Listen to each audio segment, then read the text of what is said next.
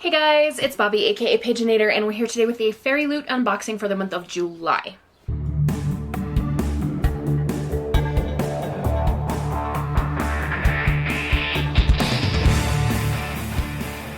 Not getting to do a lot of preamble, we're just gonna cut the tape and get right into the box. What do we see?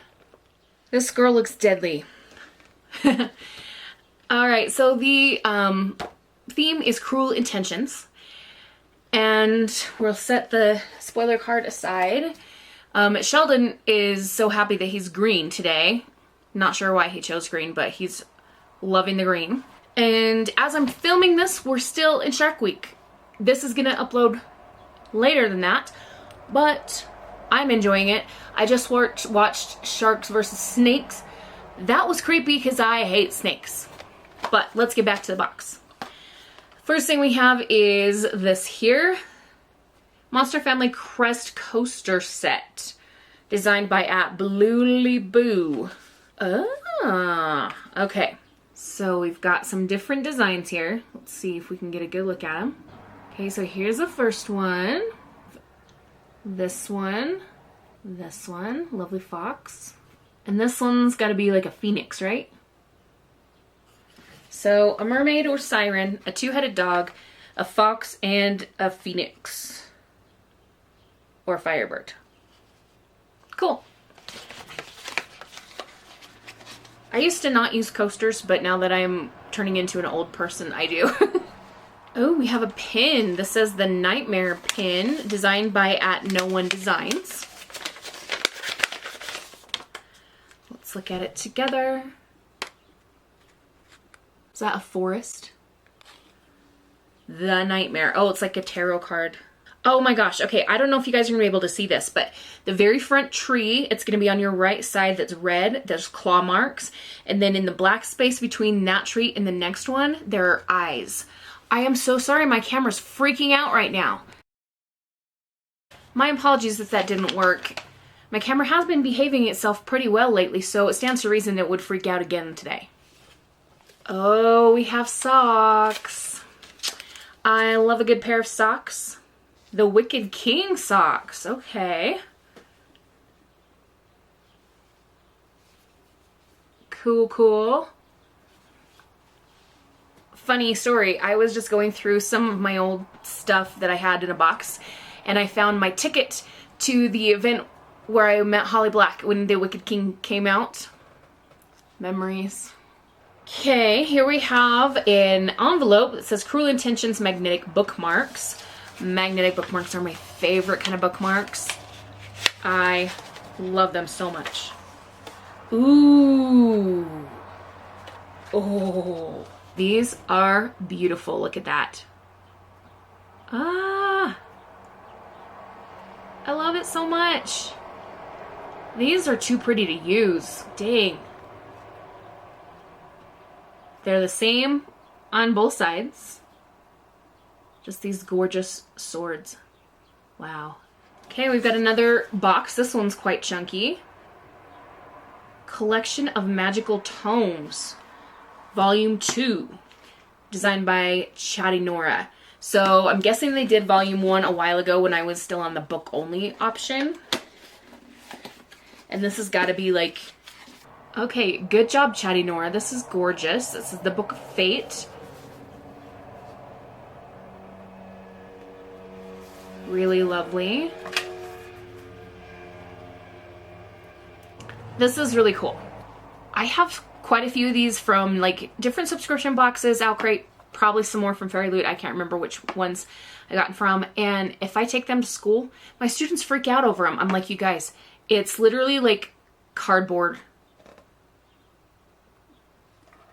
like made into a box. It just happens to look like a book, but they freak out over them. I don't know why, but they are pretty dang cool. I kind of freaked out over them myself. I can't blame them really.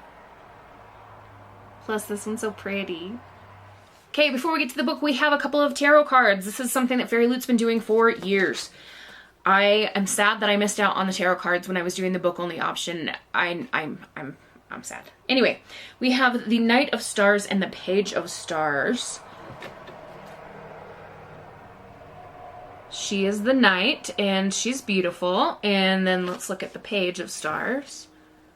He is also beautiful. He has a white ghostly cat. Okay, I think I have a guess of who this character is, but I'll feel really stupid if I get it wrong, so I'm just going to consult the spoiler card. Nathaniel as the Page of Stars and Elizabeth as the Knight of Stars. These characters are from the Sorcerer of Thorns by Margaret Rogerson and were illustrated by the amazing Rosalind Arts. Okay, so I was wrong. See, I'm glad I didn't say my guess. I haven't read Sorcerer of Thorns in such a long time, I didn't even think about those two. But again, they're gorgeous. We're ready for the book! Here's your sneak peek. Ooh. Fairyloot books these days, I swear, they're so stinking gorgeous. Okay, I haven't seen the title yet. Let's look together. What? Threads? Threads that bind. Oh my gosh. Oh my gosh. I have this book from Alcrate too.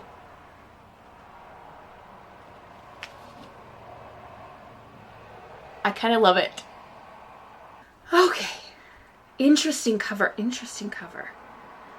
If I remember from the Alcrate video, I want to say the regular cover is more similar to this one than the Alcrate one, but not the same. But let's take a look here. These stenciled, sprayed, what do you even call these edges? Gorgeousness. All right, we must investigate. All right, it is a purple book with silver foiling.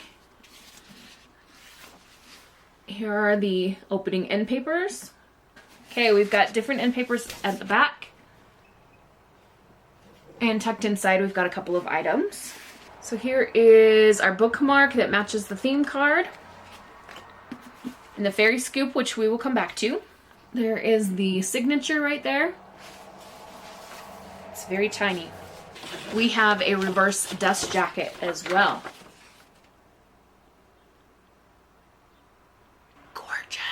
All right, I was wondering if there was a letter from the author, and I found it tucked inside the fairy scoop. So we'll read that first. Here is the art on the cover. Look at those two. Cute. Dear Fairyloot reader, welcome to Alante, the sunken city. Here the three moons glisten on the monster-infested tide that floods the city each night. Here the rooftops are heavy with commuters. Gang members patrol the streets, and dream palaces advertise their wares in neon signs. So sorry for the passing cars. I have to have the window open. I'm sorry.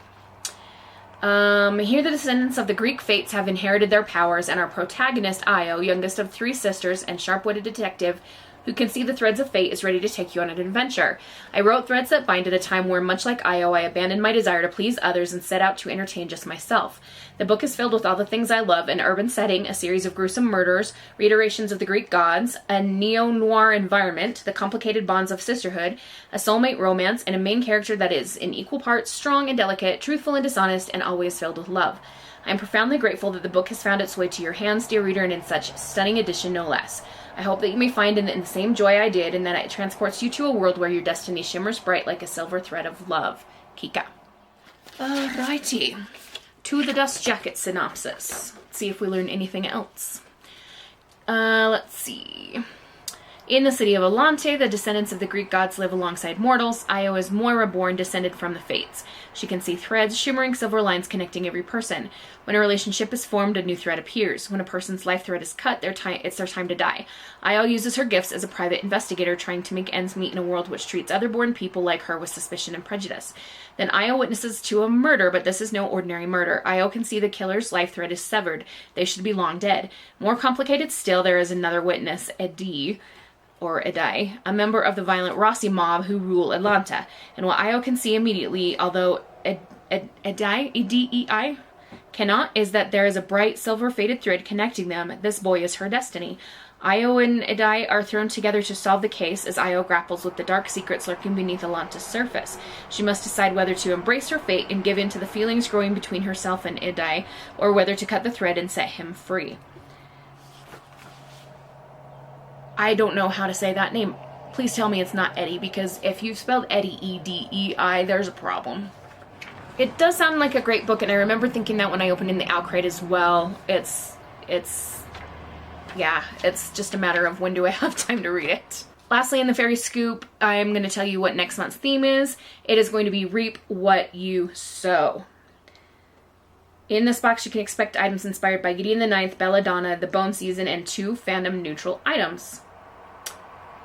Exciting!